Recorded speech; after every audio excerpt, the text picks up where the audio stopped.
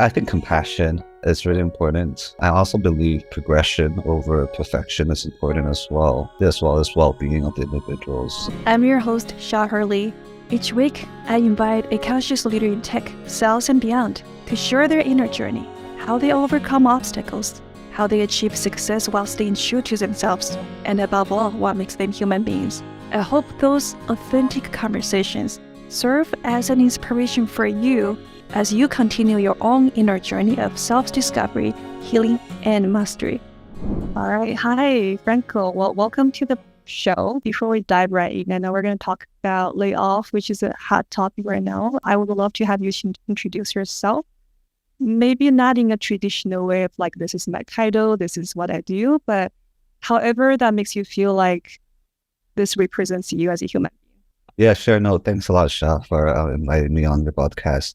No, so I've been working with corporate for over 15 years or so now. Have kind of started off from a very junior role to now some level of a leadership role, managing a team of over 12 people in the past, prior to the layoff, and a couple of months ago, or maybe a couple of months ago now. So a little bit of my background. I'm born in Hong Kong, but raised in multiple countries: the Philippines, the UK, the US, as well as the Middle East, and now based out of Singapore. So, with all that interaction with various diversity and background and culture, I really had the opportunity to kind of meet, many different types of people, as well as working in the corporate world. I met, various levels of individuals as well.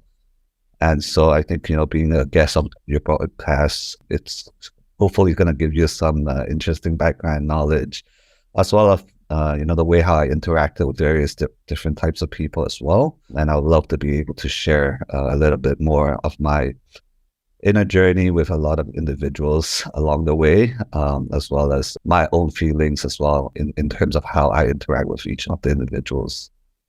Yeah, well, I'm so excited. Last time when you and I connected, I learned more about how you handle 2 rounds of layoff. And then I was like, you have to share, because literally yesterday, I think I met with Facebook, whichever name you feel more comfortable with, they just lay off the 3rd round of, people, and then different kind of scenarios. I think that's going to be, your inner journey is going to help people to I hope they're going to bring in different perspectives on how they see things. But before we dive right in, I'm just looking at your LinkedIn profile. That's crazy. You worked in Apple, AWS, SAP, Twilio. It's like you spent half of your whole life in the corporate world, just different kind of companies. If you could summarize your, transitions from one company to the next company, it's like, what are the criteria for you to make those transitions? Make you feel like, yeah, I'm done with this company, I'm down to the next one, or I'm ready for the next journey. Like, how did you make those decisions? I'm curious. Primarily, to me, is the currency relevance of the market, as well as my own individual knowledge around technology. As an individual, I'm very passionate about technology and how technology could actually help the world and businesses to improve the way how they work and help the market as well, right? Or the world, in fact. So that's kind of part of my journey is when I was at Apple, all the Apple devices were a huge trend in the market. Everyone was using some form of Apple devices. And so that was really what attracted me to join Apple. And then somehow the cloud was a huge thing. And that's when, I was really attracted to AWS, as they were sort of the first a cloud service provider in the market. Yeah, as well as the leader in the market as well. And then SAP was something that I was very interested in because it was really helping the larger Fortune 200 companies to kind of transform from an on-prem to the cloud-based software. And then last but not least, Twilio was a very interesting opportunity because I actually never knew that, communication platform as a service was actually possible. It was very down to that communication piece as well. So then that was what really attracted me to join Twilio. Yeah, and so that's how I was really driven throughout that journey. It's really about technology, and then using technology to help solve problems across the world. No, that's amazing. You're riding the waves. Let's talk about the layoff. The first time the layoff actually, I think, started in September. And as a people manager, I think whilst I wasn't part of the layoff planning, but then I was informed just about 24 hours prior to the layoff of who would be impacted on my team and how the process will go through in terms of consulting off of the individuals that would be laid off on my team.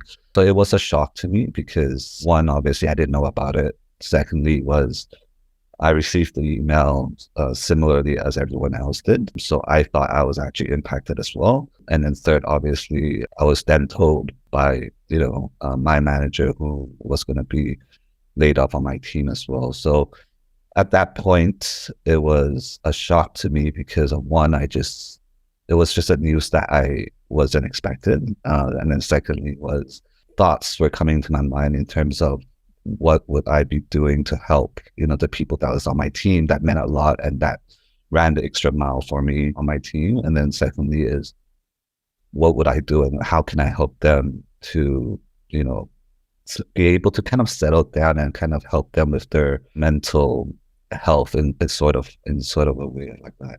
Last time when you and I chatted, like, oh, wow, yeah, that got me to think managers are also human beings. You have to also deal with, like potentially being depressed. I don't want to say like, chronic like situational depression, like I don't know what to do, but maybe share more about how you handle your own emotions. Because I think that's important. Manager also needed to be aware of how their emotions were, how they're doing before they show up for the team the way how they wanted to. So anything that you feel comfortable sharing, I don't want you to put a spotlight on you and make you feel like you have to be vulnerable if you're not ready. I know it's kind of... I think it's important to kind of share the vulnerability and, have the individuals who are listening to this podcast to kind of understand from a manager's perspective in terms of how each of the individual feels, despite, there may be two perspectives from the direct reports or even from other individuals in terms of how manager would react to such situation or are reacting to such situations. Because at one side of the fence is, as a manager, I think it's important to continue to show the positivity and the confidence and be able to share the direction and strategy of where the business is going. And it's, businesses as usual for those who are still currently on the team, so that it kind of continues to build that trust and confidence with the individual that is working for the team or the part of the team and still in the company. And that's really what the support of these individual needs is, the assurance that, they're safe or that, they're continuing to do what they're doing, that they need to do, and not to be affected or impacted by the layoff. I mean, in spite of, yes, obviously, they've lost, great friends, colleagues, and very talented individuals that they work with, and they're continuing to either be worried about their job security or even just impacted by the sadness of their friends leaving or the colleagues that they worked with. And so it's very important as a manager to continue to be able to build that trust and confidence and the belief that whatever that they're doing is on the right path, and that they're really still part of the team and part of the organization itself. But on the other hand, as a manager, I think what's really impacted me as an individual, and maybe very different from other managers, and I can't speak for them, but for myself, is I was still grieving throughout the entire period, and a lot of pressure and a lot of stress was actually on myself because of how my team was just impacted, or those individuals are impacted. And it's just not my team itself, right? It's also other people that I had worked with that I felt sad about.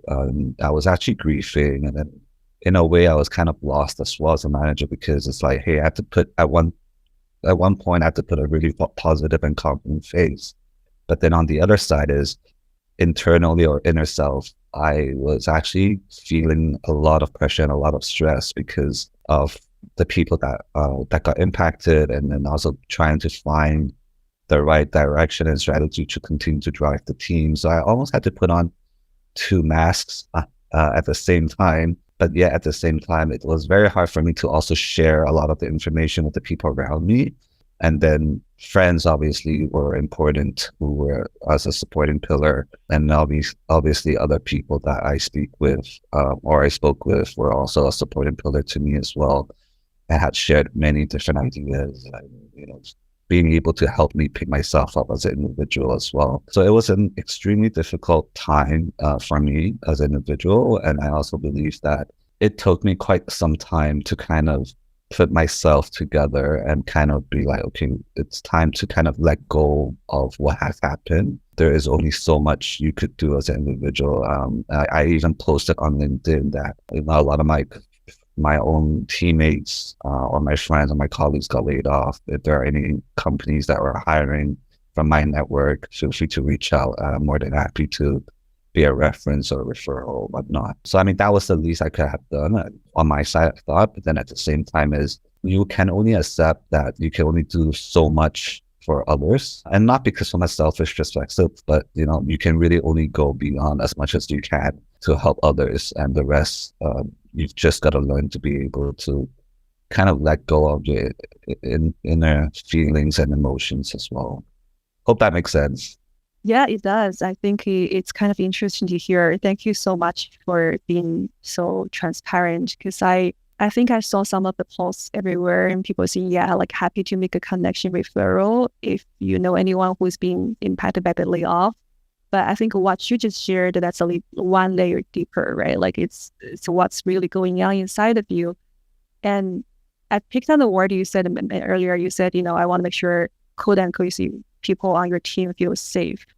And something I wanted to maybe double click on or dive a little bit deeper, like one thing I think a manager all tried their best to make the team feel a certain way, knowing that people on the team are also human beings, right? They have their own belief system. They have their own way of processing information, processing emotions. To me, it's almost impossible to make them feel a certain way, right? Like you can only do your best to, like you're saying, share a plan, a strategy, whatever is coming up. And also knowing that nothing is within our control. There might be another round of layoff. Who knows, right? Sometimes it's really up to the shareholders. But then also the people on your team, I'm sure they're the greatest people because you hired them, right? And then to me, it's like I'm kind of like conflicted, right? Like they're also human beings. How can you possibly make sure they feel okay? Because their feelings are their feelings, right? And I wanted to hear your take on that, especially like you've been through this. I'm assuming on some of the one-on-ones, if the space is safe enough, you might be able to dive deeper into their emotions and how they feel. So if you can share anything that you feel more comfortable share in terms of like working with, it's almost like a dancing with another person's emotions, also being aware of your own emotions, right? How did that work for you?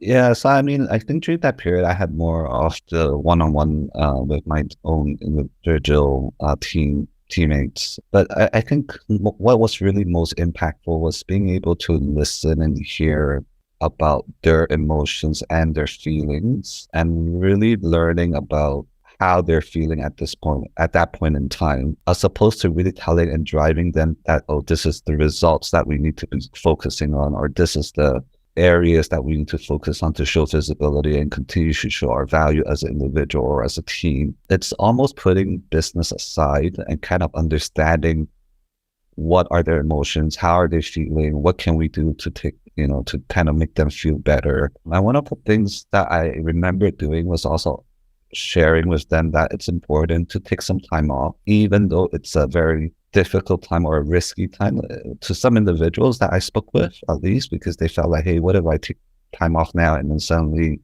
I get laid off? And I'm like, look, there is nothing that we are capable of controlling at this point in time or in this situation, because the decision isn't made by myself or my manager per se. It could be the stakeholders, just could be the organization itself, or whatever reasons that they made that decision, right? So I guess at the end of the day, what I'm trying to emphasize here is mental health is extremely important, because it really causes an individual's emotion and how they behave and how they react, both personally and as well professionally.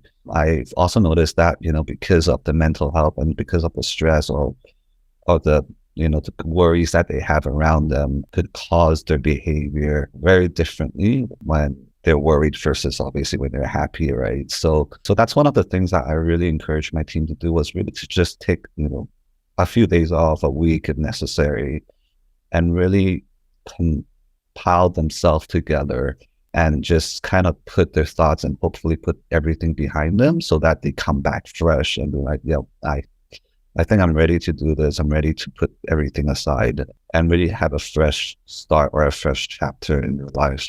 Yeah, and that's almost very counterintuitive, right? Because I think you as a manager also carry certain OKRs and KPIs, right? The team still needs to drive value.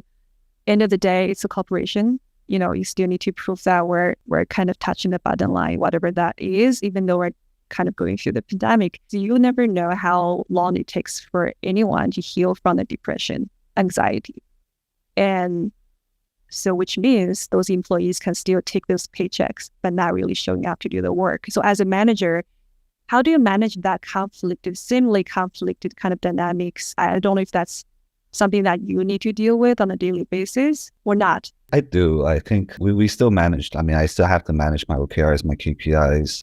The company, is still working around, the various OKRs or KPIs as well. But I think what's really important is I don't think it's really about achieving OKRs or KPIs, but I think it's also what's important to recognize is the progress over perfection, right? Because everyone goes through up and down and, that curve and whatnot as it does into any businesses. The effect, it's the same as individuals as well. So to me, is as long as I start seeing a little bit of progress and improvement of individuals, and as well as the confidence and the emotions, as I mentioned earlier, are slowly improving, and as you start having more and more of those one-on-one conversations, you realize their thoughts and the way how they speak will eventually make you realize that they're going through the right path or moving to the right path.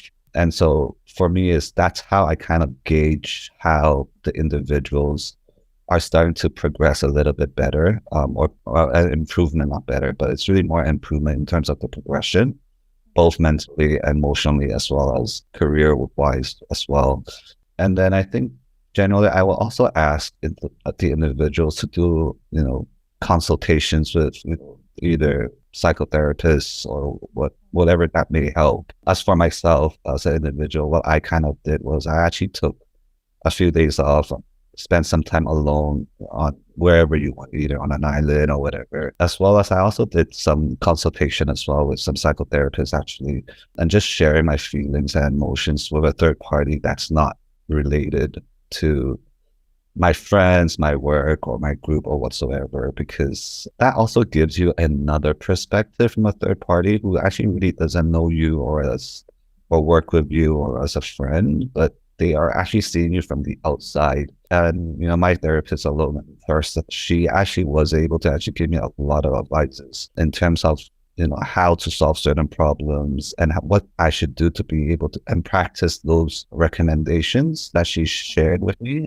and practice those and be able to kind of help. It helped me pick myself up and also be able to be a better leader in some ways. Yeah, well, thank you for being so vulnerable in this topic, because I think I'm originally from China. Like, in China, not many people talking about seeing a therapist. I remember the time when I was so depressed, third year in at Google, and just imposter syndrome, stress, and everyone else around me just so smart. And I was so depressed, and I was telling my mom, I was like, hey mom, I'm seeing a therapist. But in China, only the people who have like severe mental illness go to actually those mental institutes. And my mom was so worried. It's like, are you okay? And I had to explain to her to make sure like she doesn't worry about me too much. But I didn't realize in the US, it's actually very common. At what point make you feel like, I needed to seek professional help instead of fighting this battle by myself alone? Good question, right? Because to me, I think a lot of the individuals are in denial to believe that or acknowledge that they have some level of, I wouldn't say illness, but problems, right? They're in denial to realize that they're having a problem. So I think the first step is really accepting, acknowledging that yes, there is a problem, then I think the next step is trying to understand what that problem is. And that's when I actually started going to a therapist because I realized that I do think I'm actually impacted. I am impacted or affected by either by COVID or by the layoff or, post COVID, whatever it may be. And I never thought it would actually impact me as an individual because as I mentioned earlier, as during my introduction, I was very independent. I grew up, on my own in boarding school and whatever and whatnot. And so to me was like, I never really thought I could never overcome any type of obstacles, right? So when I really actually realized that like, oh yes, there is actually like something is wrong with me, that's when I actually went to a therapist and I said, okay, it's time for me to really seek help. And obviously I was starting talking to a few of my good friends and whatnot, but then it's just very different, right? So after going to a therapist, then I realized, wow, it actually did made an impact. It actually helped me think a little bit more further in terms of how to overcome these challenges and what are the real challenges that's really affecting me mentally, emotionally as well. Yeah, that's so interesting. And then I remember you mentioned that you were actually gone for a few days where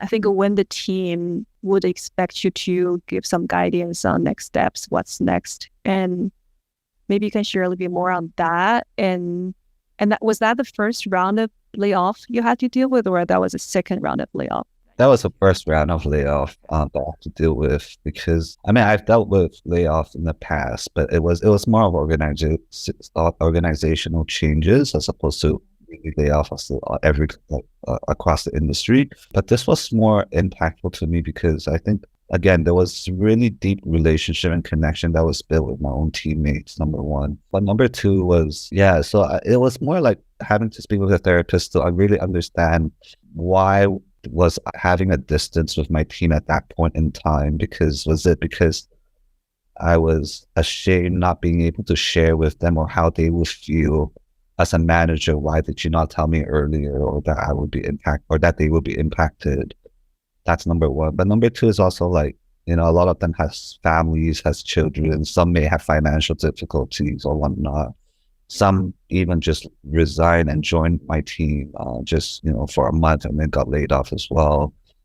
And a lot of this stress and pressure was on me. And so I didn't really know how to face those individuals, number one. But then secondly is also, it was very difficult for me to kind of face my current teammates as well, or the individuals on my team. And so it took me quite some time a bit to gather my thoughts together and gather myself together as an individual and my feelings and my emotions. Because I think as a leader, if you're not able to put together your own humbleness or your own emotions aside, you're not going to be able to provide them a right guidance or journey for them. It would just confuse them as well. And so I think that was really the biggest challenge I went through this entire journey.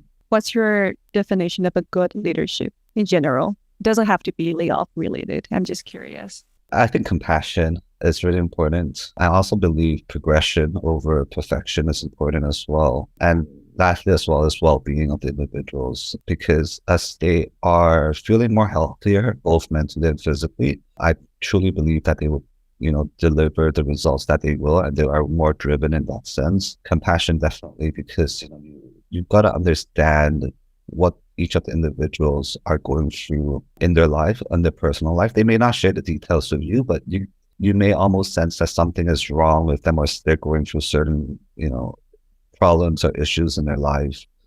And so, even every one-on-one, I will always ask them like, are you guys doing okay? Is everything all right in the family? And then at the same time, I will also share my own feelings and my emotions so that it feels like it's not just one-sided. It's always a very safe space that you're not the only one who's sharing. I could share with you my problems and my issues that I'm facing as well, so that it almost feels very personal at a very personal level conversation. It's no longer a manager / a direct report conversation. Yeah, that's important. Like, the kind of reciprocal feeling that, I care about you. And then you care about me, and then we kind of like we connect in a more authentic way. It's interesting you share about that. I remember recently one of my friends and I just talk about how higher you go on the leadership chain or the management chain, I guess anyone can be a leader. You don't have to manage people to be a leader. We essentially we're leading our own life, right? We're making our own decisions every single moment to moment, how we deal with our own emotions, how we make decisions.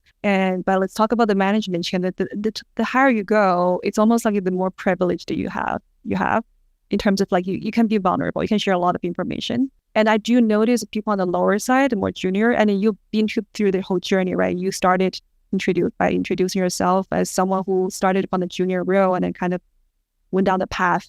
And my observation told me that people on the junior side sometimes do not feel safe to share the same level of vulnerabilities, because it could be like, what if I share this and that leads to people thinking I'm not professional or I'm not smart, I'm not this and that could sabotage my own career path. And now you are on the other side, being a manager, I wanted to kind of hear your thoughts on that, because there might be people who are kind of starting their own career in tech and sales and then wanted to bring in their authentic and how self to work, but also at the same time worry about what if, we all have those what if moments in our head. Well, I have to say I've been quite lucky to have, really good managers, even from my first job to now. I think to me is there's really no, I don't think people should hold back in terms of no matter of like how the seniority or level you are.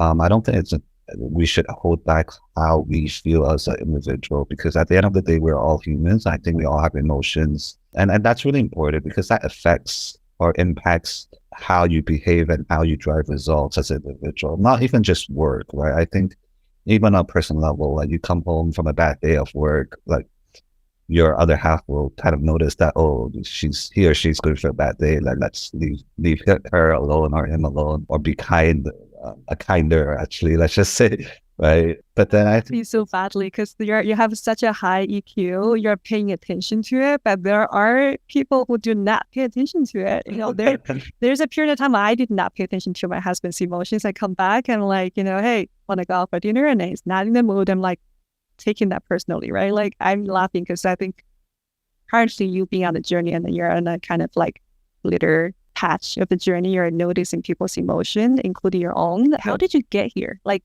I'm curious if you can share your journey. How did you get from, I mean, you can totally tell me, hey, I was born this way, Sha, like that's okay. But no, I don't think I was born that way. I think observation is really important in terms of how they react to certain scenarios or questions as well. And one thing that I've really learned through my therapy sessions is around not to react immediately. It's also being observant and just absorb what you hear, what you see, what you notice around you, and then take some time and kind of then figure out how would you want to react, or think about how would others want you to react or accept the reaction that you're providing as well. And that's how I really came to this, this point in time of understanding how other people's feelings are, and also my own feelings as well. Yeah, well, you noticed so much in your therapy session. It almost got me to wanting to get the number and, information for your therapist. But I think what you're talking about is also kind of in Buddhism or mindfulness practice. It's like, we're not our thoughts, we're the one who is observing our thoughts. And so take action where, communicating a way that's a little bit detached from our own thoughts, because otherwise we'll just basically being triggered every single moment. And then some of the actions or communication might not be as authentic as we want it to be. And something that I'm curious, because you seem to me as such a compassionate person. And I know so many compassionate leaders and managers in my life. One common challenge for them, I don't know if you share the same challenge, is setting boundaries. Because we can easily take on other people's emotions, or even like you're talking about, hey, pay attention to this person's reaction. And if this person is angry, I might want to react in a way that's beneficial for her or him. And I remember when you and I chatted last time, you're like, hey, what about me? My cup is empty. What about me? So like, how are you how are you setting boundaries? Yeah, I think that's an area that's very difficult. I think it's very dependent on individuals, right? I mean, for myself, is at the end of the day, I think for me is I've got to realize that there is only so much I can do for others, and that's really where the boundaries lies, right? As a line is really just really understanding how much can you do for the other person or for the other people around you. And at the end of the day, I think for me is I have to learn what self-love is. It's loving yourself, what makes you happy as an individual. And that's really important. That's something that I'm still learning today is, Mm. what is happiness as in to myself truly? What does that mean? And what does that, equate to? And what are the actions that will make myself happy and, help me become more of a positive person? So kind of concluding that like self-love is really important. Defining what that is as well is important. And what I generally do is really create a list of things that I actually want to do and achieve as an individual, not work or anything, but it could be from personal to anything like to even traveling or whatever it may be, right? And that's how I try to overcome my own boundaries or learn how to love myself a little bit more. And to some, it's like you could love others and their happiness could be your happiness, right? But then at the same time, is what is your own happiness, your true own happiness, and that is something that you've got to be able to identify and be able to write it down and be like, okay, yes, this is really what makes me happy. Let's just go and do what that thing is, and if you feel better about it, then you feel better about it, right? So that's how I set my boundaries on my own as well. I love that because essentially we wanted a world filled with happy people or like, at least people with a light walking around. Because, if we are miserable inside of us, and I always say this, the help, compassion, love, whatever we offer to our team, to people around us will be so contaminated with our own suffering, right? On the surface, you might feel like I'm doing so much to help you, but there might be some subconscious emotions entangled in that kind of offering. And it's so hard because if you talk to those people who are so compassionate and they might tell you, what makes me happy is to help people. And then, so they just go around and help people. And then probably they don't even come to the realization that they're the one who needed to feel happy in the first place. And then, so what you're saying is if traveling make you feel alive and joyful, and then just give yourself permission to do that before you put yourself out there to help other people. That's so powerful. We don't talk about self-love enough in the corporate world because it's always like, compassionate leadership. Be here for the people, listen to them talking. And I just remember you're like, what about me? And I'm like, what about you? What about all the managers who are just taking all the weight on their shoulders? They've been carrying all this weight for miles and miles till one day they just cannot take it on anymore. So the conversation with you almost make me feel like we need to know more about the managers, the challenges they have, like what keeps them up at night, like have compassion because it's two-way street. We cannot just like ask the managers to be there for their people. It needs to be kind of two ways, right? Both ways. What do you think makes us human being? I'm curious because all the conversation we have today, it's all like, I think to me, we're touching on a lot of things, anything that's human related. But I'm curious about your thoughts. What makes you human being, or what makes us human being? I think what really makes us human beings are really emotions. Truly, I think it's really emotions, right? Because I think emotions really drives how a human being behaves. Obviously, if you're depressed or unhappy, you're almost not. You would end up doing actions that are not really positive, right, as a human being or as a human. So I think really emotions, self-happiness, and self-love are really the three things that are important to me, as that drives us as a human. Being passionate as well is also important because, obviously that's how then you react with others or interact with others as well. I think those are really a couple of factors that defines human beings. I don't believe, yes, you can be opportunistic, you can always, be driven. I've met a lot of leaders who are very driven, who wants to climb up to the C-suite level, right? But I think those are all really driven out of emotions, compassion, and passions as well in their life. And that's how you would then define what you want to do as an individual based on those factors as what defines humans. Well, I love that. Even though earlier you and I talked about depression and situational depression based on the layoff, and Yeah. but then now you're talking about emotions, which I'm so glad, because a lot of people I know when they're so depressed, they do not feel anything. They're so numbed. And so I'm glad to hear that you're actually touching on the emotions. And I guess what's your definition of success? Your definition might be different years from now, and that's okay. Yeah, no, I think to me is success is, at least for myself, success is something that fulfills my passion, right? So again, yes, climbing up to the C-suite level is obviously an ambition that I have for sure. But I think it's also choosing the right path to reach that destination. And for me, success is really, technology. So, I mean, throughout the 15 years I've been in the technology industry, obviously, but it's about, riding that wave, using the technology to help the world, to help businesses around, to become a better world, in my opinion, right? So as you said, hey, AI or ChatGPT, whatnot, are taking over people's jobs. But, in a way it isn't, as we both know, right? And so data, being data driven, using technology to improve the climate and kind of setting the right policy within the various countries. And it's extremely powerful in my opinion. So I think technology is really I think riding the wave of the technology and, looking at the right direction of the technology is success to me as an individual, whether it be I reach the C level or the suite level or not. I think it's just being able to understand and leverage the technologies that are out there and help the world is really what success to me is. Got it. Yeah, it's almost like correct me if I'm wrong here. It's almost like you're describing this co-creation process, like human being and technology, how we co-create this journey waves that makes this world a better place.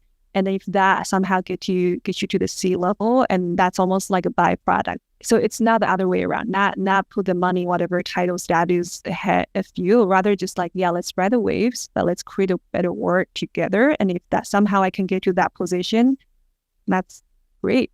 And that's so conscious. I love this conversation. And then last question, for anyone who is in similar situation that you are in, whether it's being a manager or a new manager or it's manager for a long time in tech, I know we're probably going to see more layoff happening. And then people who might need to lay off people on their team, I don't want to ask you for advice for them, but maybe a question that you can offer to them for them to dive a little bit deeper in their own awareness. I think to everyone who's impacted or maybe impacted to the layoff or, in the future, it's to really ask them, what is the purpose of their life? Like, what purpose do they want out of their lives, right? I mean, and I think that's really important. And we tend to all get lost in that because many organizations has always been having many company values, like we're a family, we don't leave anyone behind, we're humble and etc. and whatnot. I'm sure it's very similar over and over again.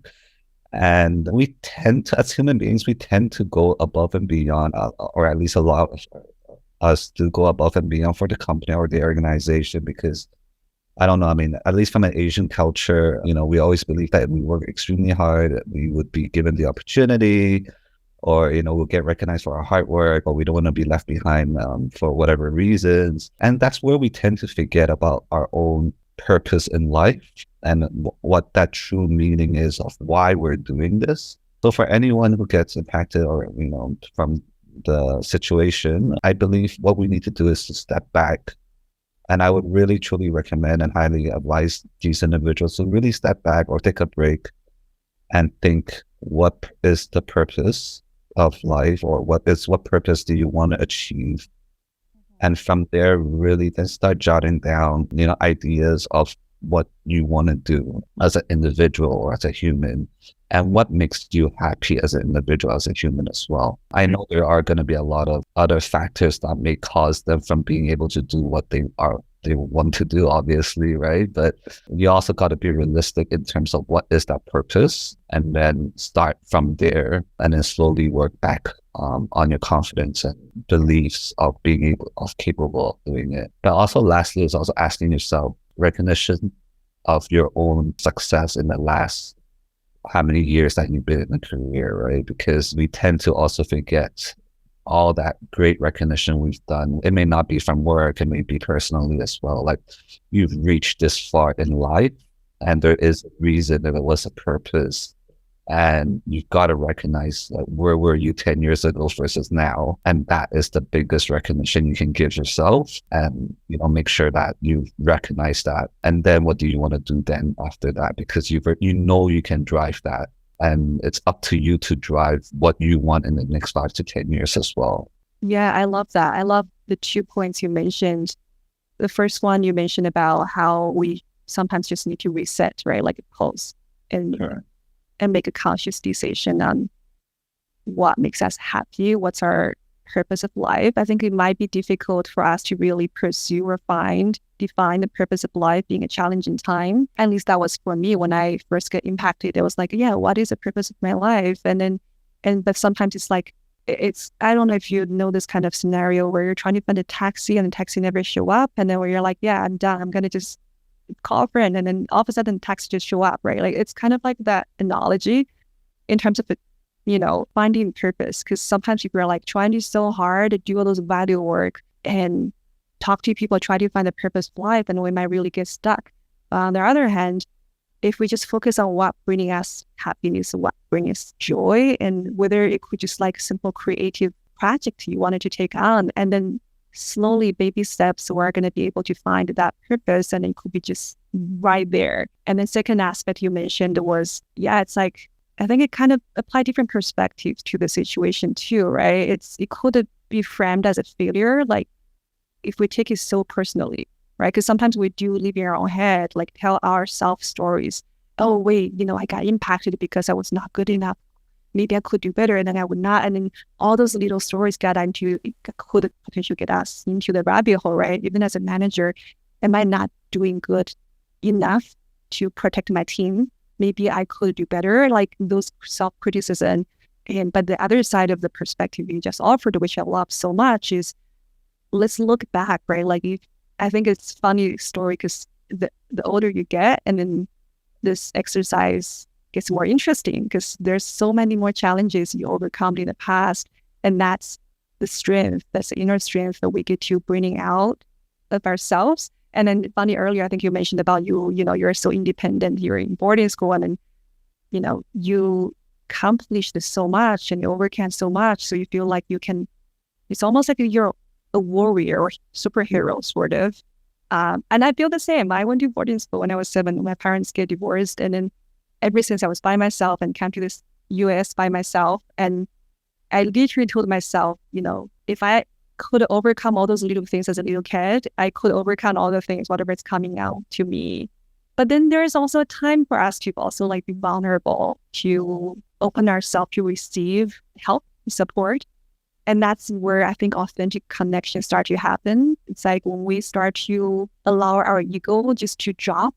And that's where we're kind of like, I literally saw myself just opening up for real connection instead of just going out in happy hour networking, say, hey, I work on Google, I manage this and that, that's where people just sure, don't remember whatever story I tell in happy hour, and I probably don't remember their names neither. So what's the whole point, So spending time together.